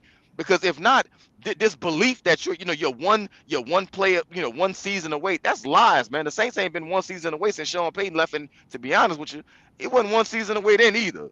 So I mean, at this point, man, what do you have to lose by just saying, you know what, the division is horrible. We're gonna take a step back to take a couple of steps forward. That's what the Bucks It's did, actually long overdue. and that's exactly what the Bucks did. Look at it. Look how they panning out. We got another question from another Justin. Justin Cash. He says thoughts on Penn State tight end Warren, maybe in the second round. Oh, you ain't getting him in the second round. I can I was tell you, about to you ain't say, getting him in the second round. That I was gonna motherfucker say that right same there, thing. that boy cold, man. That dude, That dude can do. Imagine a dude that's 6'6", 260 that can do Taysom Hill shit. And but he a real tight end. Like he a real tight end. Like he can run routes, he can get in the seam, he can catch. Like, yeah, you ain't getting him in the second round. I used to do the mock drafts and I used to get him in the second or third. They updated it. That dude going in the first round. Now I'll tell you one thing, I'm not one of those guys that was always a fan of taking tight ends in the first round. But like if we picking 10, 11, and certain dudes not there, I wouldn't mind trading back 5, 6 spots, picking up a potentially a second round pick or a third round pick or a third another third and fourth because we need so many players and dropping to like 17 and just taking them because like that dude is good. Even Michigan tight end, and he good too. Like Mm. it's a lot of good tight ends in this draft. If we don't walk out with one, then you ain't try to get one. Yeah, then people seeing success with Bowers and Laporta and all that. A lot of people going to get a piece of that. So I think a lot of the ideology of not taking a tight end in the first round is kind of out the window. Like me, if you're looking like a Pro Bowl player, I'd say take you in the first round. Like to me, that makes sense. Like the only thing that don't kind of make sense to me that I kind of agree with is taking like a nose tackle in the first round. That's only a two down player. Like then I could kind of understand. Like I know Jordan Davis was kind of having that on him, but Yeah. other than that, if you look like a surefire Pro Bowl all pro type of player, go ahead on and get that. Um, Justin Cash with another question says, "Will Gail ever get rid of Loomis?" Man, if I had the answer to that, bro, I'm telling you, I'd probably hit the Powerball or the Mega Maze tonight because that means I would definitely know the future. Because ain't no way of telling, man. Because I think again, I think it's a that's the rock and the hard place for her. It's do I honor my late great husband's wishes by keeping Mickey around and keeping him in place, or do I become the woman that I've always known myself to be? And I'm like, I ain't listening to this because I know he effing up, so it's time for him to go. Even if Mickey doesn't get fired, or whatever like that, if he's not even forced into retirement, we're just gonna put you somewhere else. Like, go be the official administrator of coffee development. I don't give a damn what you do, but you can't be the GM no more. Mm, yeah, man. If y'all got Boy. you go ahead, Marlon. I was just looking at the Kurt. I was reading the Adam Schefter tweet. It's some people getting fired in Atlanta, boy. Damn, boy. Because the thing with Kirk Cousins is he got 90 million guaranteed. It's really like a 2 year deal. But if you watch him play this year, like he is untradeable. Like nobody, no other team in the league. I don't care how desperate you is would take Kirk Cousins. Like if you had a choice between taking Derek Carr for a year or Kirk Cousins, you gonna choose Carr because like his legs gone. Like he can't. He has no pop when he throw the ball. Like they fucked. Mm. Man, let me Well, say this, bro. I think it's crazy that the Falcons literally watched the Saints make that mistake with Derek Carr and then say, hold my beer to only go outdo them with a contract by signing Kirk Cousins coming off an Achilles injury, only to bench him later on. The writing was on the wall when they drafted Michael Penix that at some point, if Kirk Cousins even slightly struggled, they was gonna make this move. That's a Man, dumbass move by Atlanta. I ain't mad that them they did it, but that was a dumbass move. man. I told somebody yesterday. I said these dudes is brothers. Just one brother got lucky one night, and the other brother didn't on the 2 nights he had. But like the Saints and the Falcons is really brothers.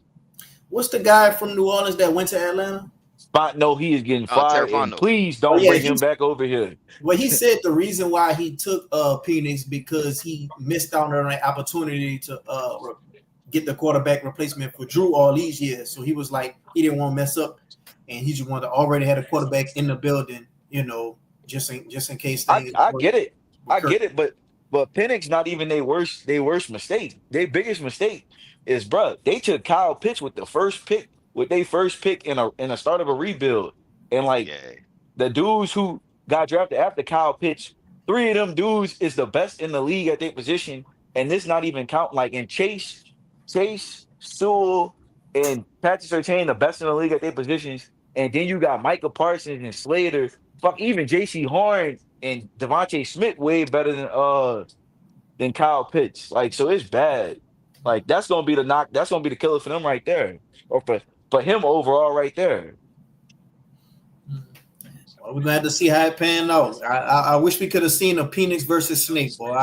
I'm ready for the future in this division. You know, it's looking like the Saints is up in the air. What we gonna do? It's looking like Phoenix. He's gonna be their guy. Bryce Young, I'm not sure. Maybe Baker Mayfield is the old man in the division now, bro. That's Yeah. crazy. yeah, that's crazy. That's crazy, and it's crazy that Alvin been with us for 8 years. It don't even feel like damn near 10 years Alvin been with us. Like, god damn, like all this is just moving fast. If y'all got any questions below, put them down in the comment section, and we'll get to it as soon as possible. This is not a question, but Michael Alexander says Wes Phillips, Dan Pitcher. I definitely agree, man. It's a ton of interesting young guys with experience that comes from good culture, and I am scared to think Mickey gets it right though.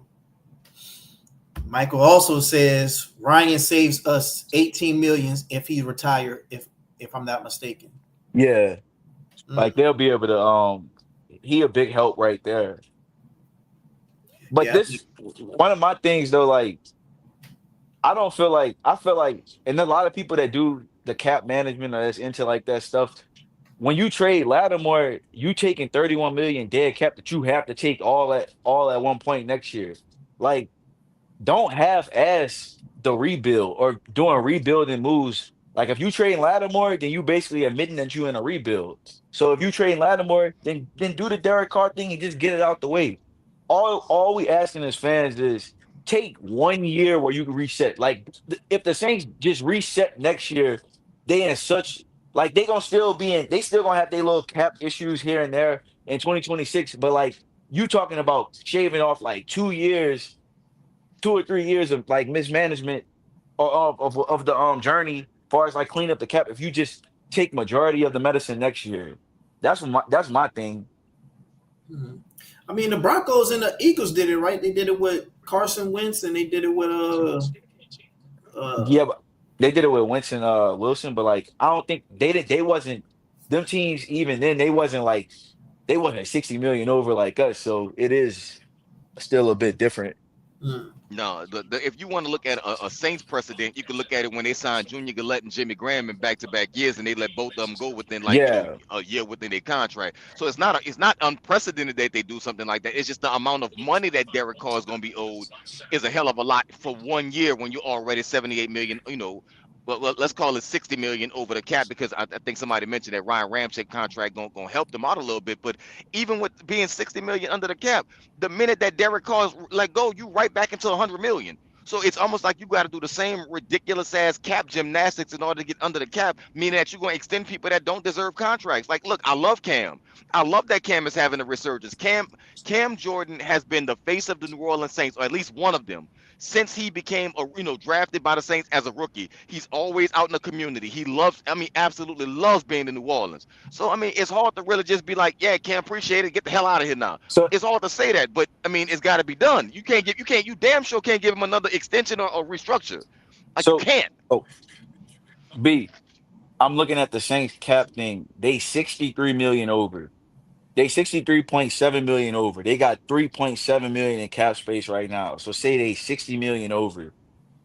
Ryan Ramczyk retires, they 42 million over.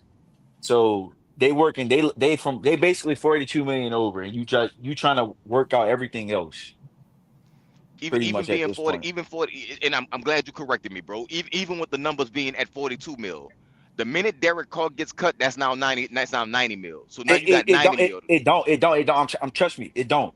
If they cut him, if they straight up cut him right now, like I'm talking about flat out cut him before June 1st and not do the June 1st designation, then you go from and this counting Ryan Ramczyk if he retired, right?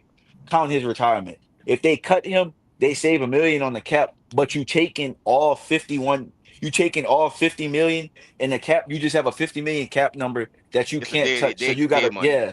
So you got to Yeah, restructure everything else. They do save money on the cap getting rid of him this year. That's what I'm saying. yeah, that's getting rid of And he him do get the now. If they get rid he of him get the now, 10 but if million. Yeah. they got to get rid of him before March Yeah, you 1st. yeah, March. It's like the third league date. Like you have to do this, like you have to do this now. Like you can't play around with the shit. Like if you're not doing it, then you fucked. But my thing, Yeah, I because be I trying to believe get I this believe March 1st he gets I think March 1st is 10 million, and then on the If third day of the league year, I think or something like that, his 30 mil guarantee kicks in. But they were saying, I think they said with the 10 million, that $10 million bonus was always to play with. It's a That $10 roster million bonus. bonus, but it was used for him to like you put that $10 million bonus in place to use potentially for him to waive in a no trade clause if somebody a trade for him. So it really it Yeah. helped the team. The bonus helped. That's one thing that fuck they don't do a lot of things right, but that $10 million bonus that they put in that contract actually helped us in this situation that we in. So it depends. It's up to them, man. They just got to make the right moves. Yeah, I mean, look, when we I ain't mad if they let him go. Believe me, I'm all for it. And even if it took 100 mil, or whatever it may take to get him out of here, whatever, I'm with it all. I'm just saying, like, it's a situation they found themselves in, that they put themselves in when they restructured him, which they shouldn't have restructured him in the first place. So that 10 mil that's gonna be due, that's the roster bonus. We understand that as long as he's on the roster, he's getting that. And the 30 mil, if I think if he's here on the third day of the new league year, something like that, the 30 mil kicks in, is fully guaranteed. So you basically got to pay Carr 41 million next year. Derek Carr ain't showed me shit to deserve 41 million. the thing that be getting me with the cap is when they say we was so much over the cap that 1 year, and it was Dennis Allen first year, and we still tried to go after Deshaun Watson, who wanted a lot of money Ooh, because he thank was you. still hot. Jesus, that ain't happening. But that Talking about would I'll dodging a be bullet. understanding. You got LZ says Mickey could get promoted in quotations, and a new GM could be brought in, like what B said, make up an obscure position for him. We got It's Lester really easy Shipman. because if Dennis Lauscher retires, then you can easily make Mickey Loomis the president of football, because right now he's the VP of football operations. Make him the president of football operations. The only problem that I have with keeping Mickey around is if Mickey's gonna still have that power trip of saying everything still goes through me, even though I'm not technically the GM anymore. So you can hire whoever you want to. It could be, an outside guy. It could be, somebody that they promote from inside. If you still got to go to Mickey Loomis to get shit approved, then I mean, you're wasting your time. You should have just kept him as GM. That's why I think him being forced out. I mean, you know what? Shit, let him go babysit the Pelicans for a little while. Whatever. Like, just do something. Get him away from the Saints. I wish we still had the Zephyrs. He could go. He could be the president of the Zephyrs. But we got Lester Shipman says, how much can we save if we trade Carr? I got it right here. If a team traded for him, the Saints would save $10 million on the cap. So like a trade is what you really want. You really want somebody like, even if a team said, "Man, look, I'll give you a fifth round pick for him." Like, yeah, that's what we really like. You saving money, that'll help even more. So a trade to save actually $11 million on the cap. So you really want somebody to trade for Well, you go get traded to the Colts. him. We got Justin Cash with another question. He says, thoughts on Tillman Fertitta interest in buying the Saints. I don't know who that is, so if y'all That's the Rockets owner. okay, I haven't heard anything Uh, about this. it's like this, man. He basically told Gail a couple of times already that if she ever wanted to sell the Saints, he'd be interested. For me, I'm all for it. Now I know many people out there, pissing in their pants. Oh, he's gonna move the team. Okay, first of all, he can't move the team. So let's calm down on all that kind of talk. He can't move the team. And secondly, why would he want to? And here's several reasons why you wouldn't. Number one reason is it's like New Orleans is already like businessmen know money if they don't know nothing else. New Orleans is already a pre-built-in market. You ain't got to do nothing. All you got to do is own the team, and he has deep pockets, meaning that he's gonna go for the win every single time. It ain't gonna be none of this. Let's operate within a certain thing. Nah, the salary cap gonna damn near really be non-existent if he's there because he wants to win and he doesn't care. Like he wants this badly. So for him to go spend money on like let's say it like this: if Mickey Loomis went to Tillman and said, you know what, man, I got an idea. It's crazy. It's damn near Mike Dick crazy, but it might work. We're gonna offer the Cincinnati Bengals 4 first-round picks for Joe Burrow. He's the type of owner that'll say, make it happen. Don't come back. Don't come back without that deal because I want to win. I know Joe Burrow is that guy. That's what I want. That's the type of owner he's gonna be. That's what I do like. Number two is the idea of not only can the Saints not leave because of the lease and everything like that, but the Saints in the New Orleans market in themselves have proven their worth to the NFL. Anybody remember 2018 what happened when the Saints did not make it because of a no call? The New Orleans boycotted, and the NFL ratings plummeted because of it. Not because it was a boring game, because small little New Orleans didn't watch the game because we was out there second lining and hooting and high fiving. All of those people that were out there parading and second lining weren't watching their TVs. Sports bars weren't playing the game.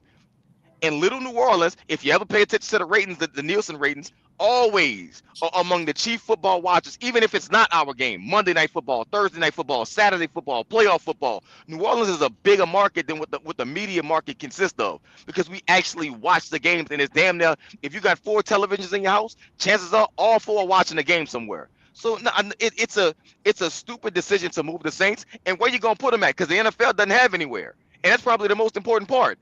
The only way the Saints are moved is if they move to a foreign market. There are no foreign markets that can handle the Saints right now. You're not going to put a second team in Houston. That ain't happening. They don't even really support the Texans just yet. They don't have that kind of support behind the Texans, because there's still a bunch of people who were Oilers fans that are now Titans fans, and the rest of them are Dallas Cowboy fans. So you already got your fan base split 3 ways. You're not going to bring in the Saints and add a 4th team to that. So they're not going to do it. You're not going to move a team to San Antonio. They can't handle it now, and it's not in place. Austin ain't getting a team right now. So where the hell you gonna move in? Mexico City? Canada? London? The only team, it's not happening. Brazil, they showed you they couldn't. You can't even wear green in Brazil. No, it's not happening. Stop. I love my fellow Saints fans at times, but they are the most paranoid damn people on the planet. Like, y'all gotta Thank start you. using y'all damn brains. Like every time somebody, it's like somebody could break wind and a Saints fan will have a heart attack. Like, damn, calm the hell down. It's okay. It's ass gas. It'll be all right. Like, I hate the way how everything makes them so panicky. The Saints are not going to be moved. The end.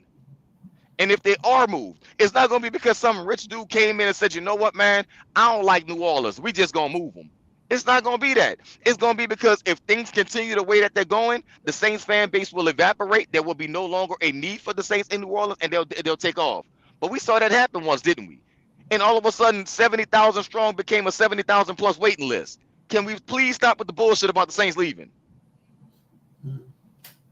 Yeah, I was a little nervous that they might move before. When the St. Louis Rams moved to LA, I was like, okay, well, they moved to LA. That's kind of messed up to all them St. Louis fans. But when the Oakland Raiders moved to Las Vegas, I was kind of shocked. I was like, damn, Oakland, that's kind of like a cultural, diehard city about their team. So I was like, damn, man, maybe the Saints can move. But, after doing a little bit of my research and, hearing about how that boy Benson left the team and all that, I said, yeah, I ain't really worried about them moving. Yeah. Do it. That Oakland one though, that shit saved their franchise.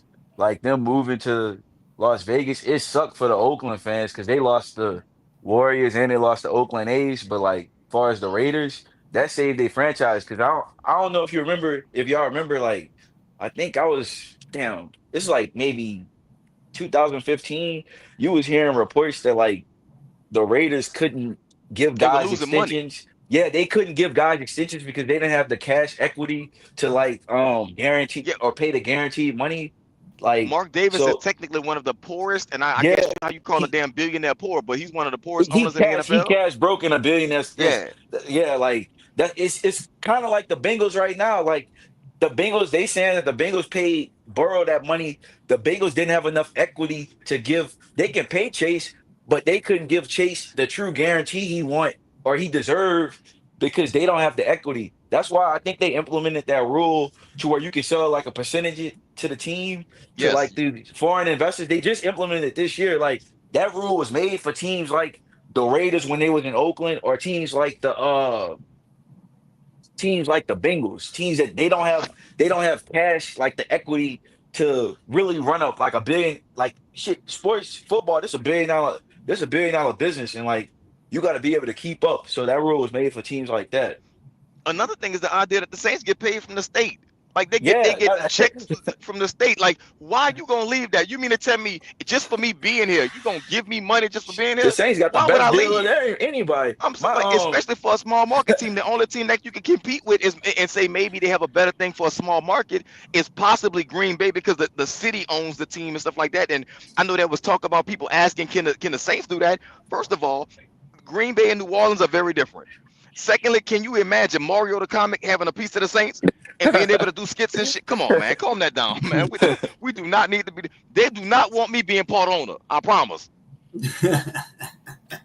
But yeah, man, it's like I just think Saints fans they got to get over the paranoia. Now I tell them all the time, or I talk about it with my dad. I'm like, now when it comes to the Pelicans, you can be paranoid because Yes, like I agree.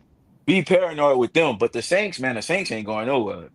Yeah, I think the Pelicans are definitely a team that could be moved, and I wouldn't even be mad if they are moved. To be honest with you, don't get me wrong. I love the Pelicans being in New Orleans. I think New Orleans can support a basketball team, and so it is a basketball city if you want to call it that. Because when the Pelicans were good, during the Chris Paul years, when AD and Drew were taking them to the playoffs and they were sweeping Portland, man, and when they played Golden State in the playoffs, bro, that building was rocking. I mean, the Smoothie King Center was on fire up in there. The problem is that they can never be consistent long enough to keep the fan base, with them. Do you already have a struggling fan base because half of your fan base couldn't watch the games on the North Shore? You don't make them a Gulf Coast team, you make them a strictly New Orleans team. So you basically selling out, a large majority of the same fan base that's supposed to Saints won't support the Pelicans because you don't ask them to. So if that's going to be the case, man, then you better give people a reason to watch them. You got Zion, he barely plays. You got Brandon Ingram, he barely plays. You had Anthony Davis, he barely played. It's like at some point, man, like you're not giving me a reason to spend my money. I got a partner right now, a really, really good friend of mine. I view him as a brother that works for the Pelicans and can give me Pelicans tickets, and I don't go to the games. I still don't go. For what? You're not giving me a reason to even be excited about going to see them play.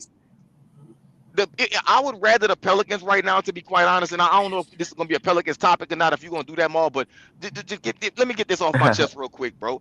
I don't care if the Pelicans went to a team that was like basically 5 Jose Alvarados. Put them whatever size you want to put them in or whatever like that, but give me 5 Jose Alvarados, and they could be one of those teams that lose in the NBA.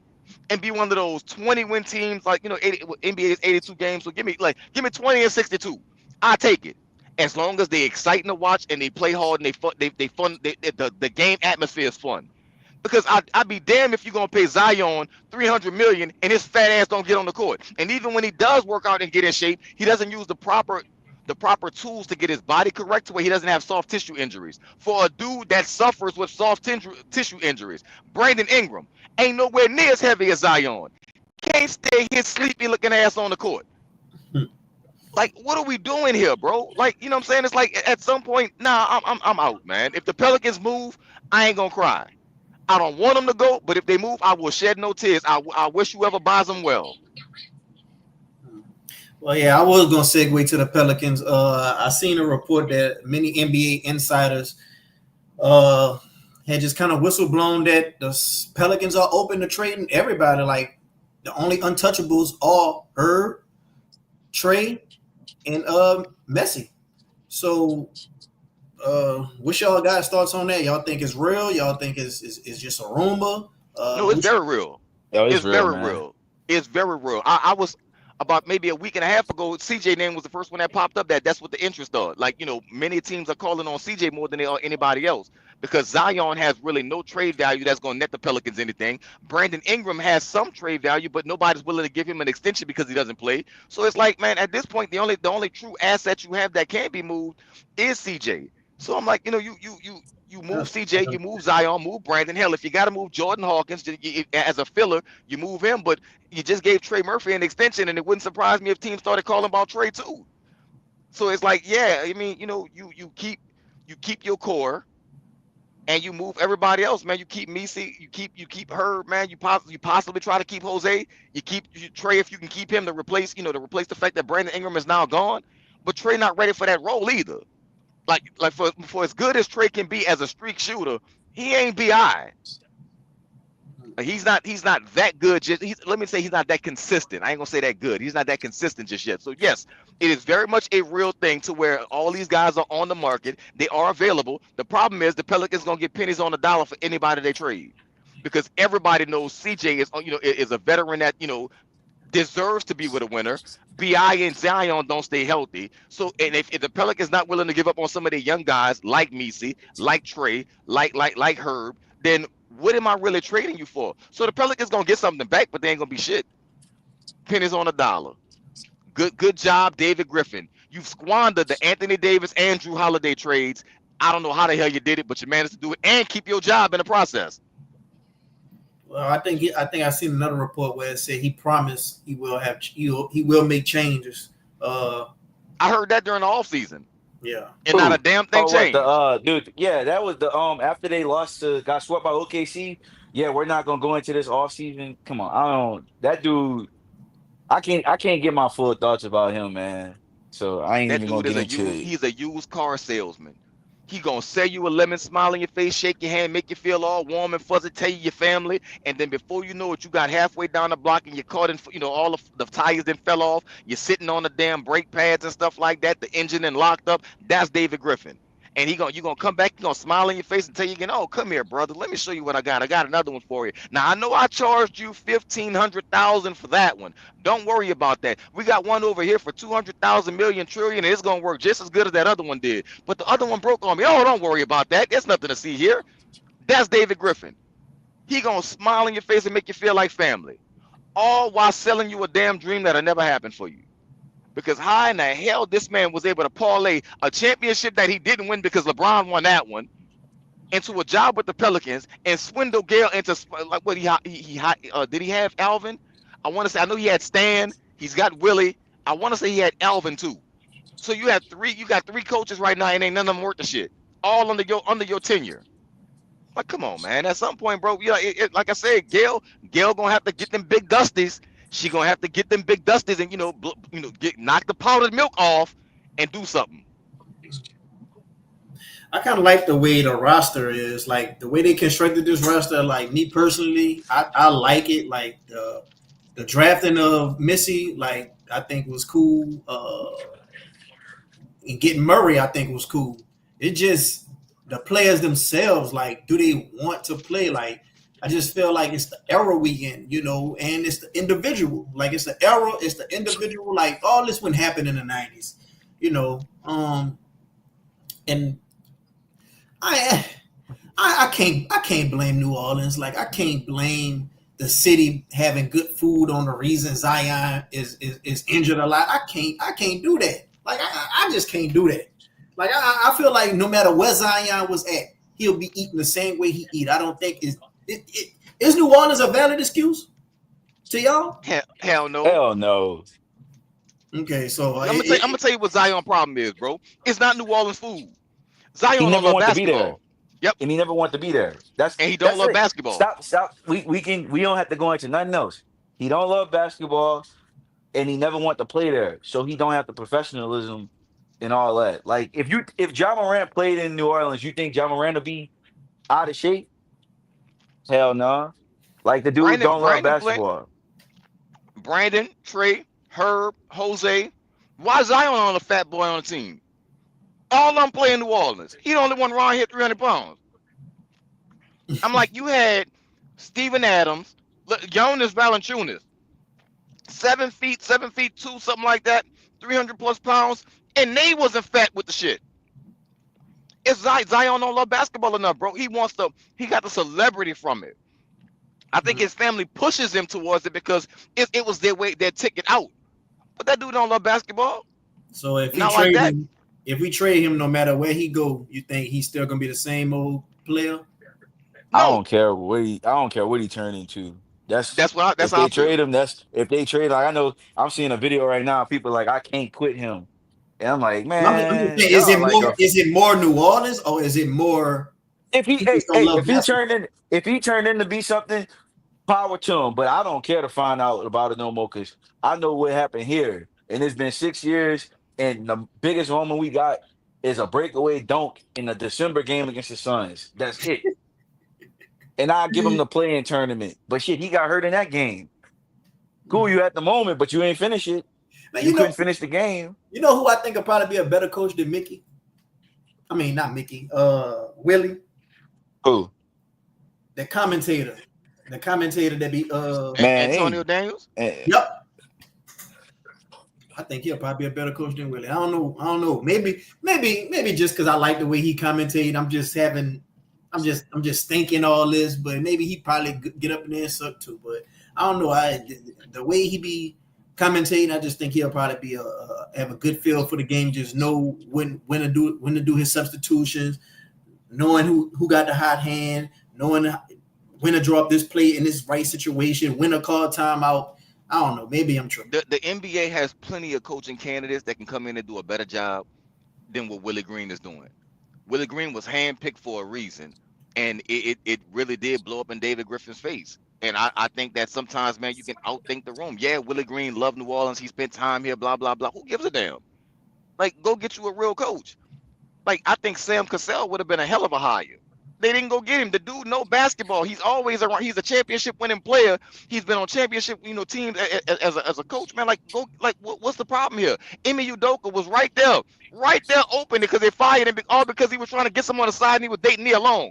I'm sorry. I would love to be with Nia Long. I really would. But when you Emi Udoka, you got options. I may not have them options, but he did.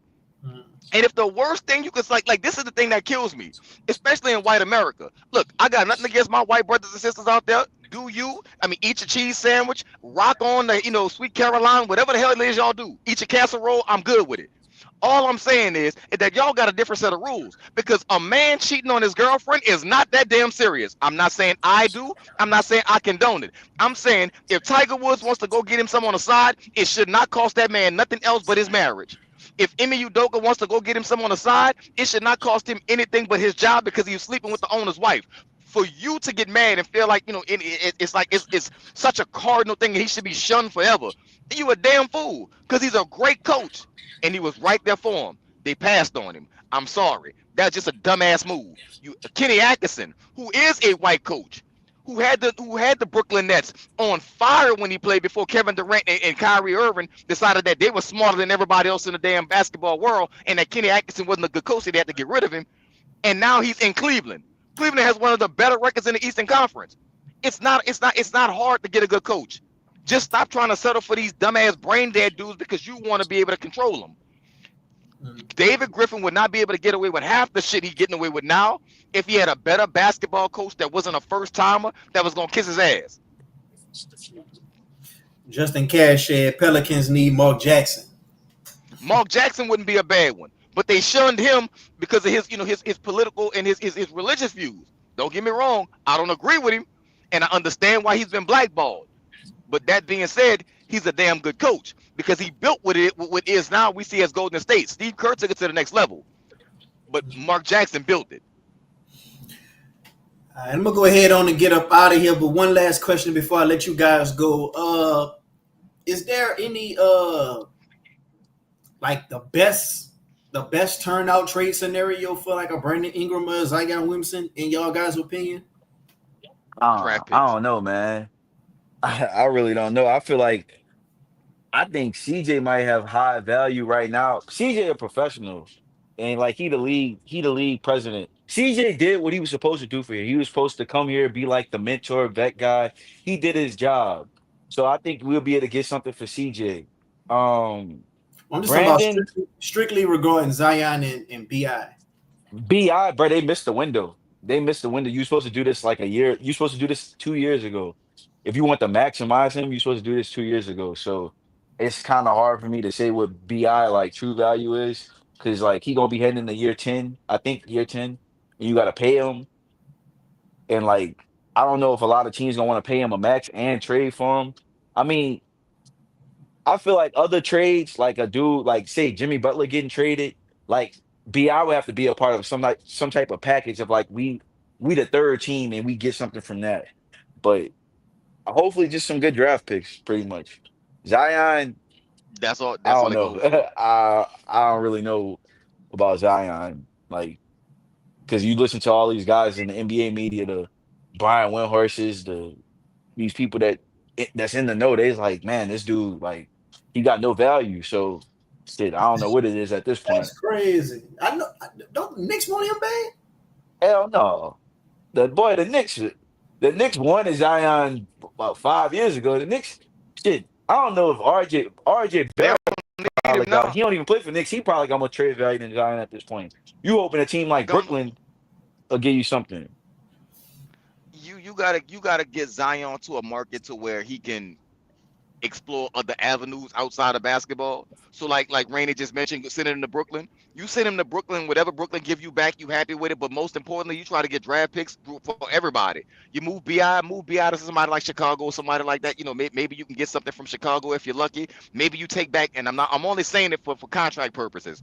Maybe you take back Lonzo Ball, who has an expiring contract. You get rid of Bi. You have Chicago throw in an extra draft pick or something like that, man. You try to move around that, and then they can try to maybe move that around to get Zach Levine some help or get him out of there. And you're not as poor, if you get rid of Zach Levine, if you have Brandon Ingram, if you know what I'm saying. Like Brandon Ingram ain't no Zach Levine, but he ain't that far off to where you could be like, oh damn, we back to the cellar again. So maybe that's how you do it. But the most you can hope for from any of the players that you want to trade is that you get some type of good draft pick compensation and you send them to markets in which you bringing back expiring contracts. Because what the Pelicans need now is a reset. Get the hell away from the cap. Get away from the luxury tax. Because you're not a team that should be operating right there. Build around what you have that's young. Build around Herb, around Messi, around Murray if you're gonna keep him long term or whatever like that. Like build around that and build yourself a scrappy little team. That somebody might want to come in here and coach because the dude you got coaching right now, he ain't it. So Giannis a pipe dream. Who? Giannis. Oh, that shit ain't happening. You got to be speaking a different language because you can't be talking about that dude that play in Milwaukee. You got to be speaking a different, like you must be saying be honest and not Giannis. Oh man, how did we get here, man? How did we get here, bro? Shit. Damn, bro. We ain't got no quarterback. We ain't got no head coach. We ain't got no No head coach. franchise player in basketball. No franchise player for basketball. God damn. We fumbled the bag, bro. We It's fumbled the about to be some. bag, bro. It's about to be some dark times around these parts, man. Man, bro. Hey, shit, if y'all in the LSU, shit, at least they spending money. And the chicken's gonna come home to roost, bro. Everybody, like Nick Wright said, I told you so and all that. Gonna have to hear that shit, bro. Goddamn, boy. Now I'm about to fast forward like Travis Hunter, boy. Gonna have to hit it. Gonna have to face the music. When that day come when everybody will try to tell you, ain't that up there. Well, anything else y'all want to close out with, and y'all could go ahead on and leave your Twitter name. Oh yeah, you can follow me on Twitter at itsrainydoe, ITSRAINEYDOE, and just talk a lot about sports, man. That's pretty much it. All right, Raina, thanks I for mean, coming, man. if you're brave enough, you can follow me on Twitter. At Battle Rap Bets, all one word, man. You can come follow me, or just type in M.O.N.E.Y and come and holler at your boy, man. All right, man. Y'all have a good one, man, and happy holidays. Thanks for coming on the show, giving me y'all time, man. Happy Yeah, I holidays, fam. appreciate it, Salute. man. Y'all take care. Oh, happy holidays to both of y'all. Y'all take care, man. All right. All right, I'm gonna talk to y'all. Yeah, man, that's how we gonna end the show, man. It was a good stream. If y'all like the content, go ahead on and hit the like button on your way out. If y'all not subscribed, go ahead on and subscribe. We're gonna try to have more videos to come. Yeah, man, just go ahead on and like, subscribe, share if you felt like the content was good. And sure, I'll be back at y'all with another episode soon. We're gonna go into the Green Bay Saints matchup. We're gonna take a deep dive in, just breaking down what we think is going to happen with this game. We're going to look at the stats. We're going to look at all the analytics, and we're just going to do like a quick preview of the game before the game start. So y'all be expecting that very soon. But until then, y'all be safe out there. Happy holidays. Who that? and I'm out, man. Go ahead on and hit that like button. Go ahead on and subscribe if you're not subscribed.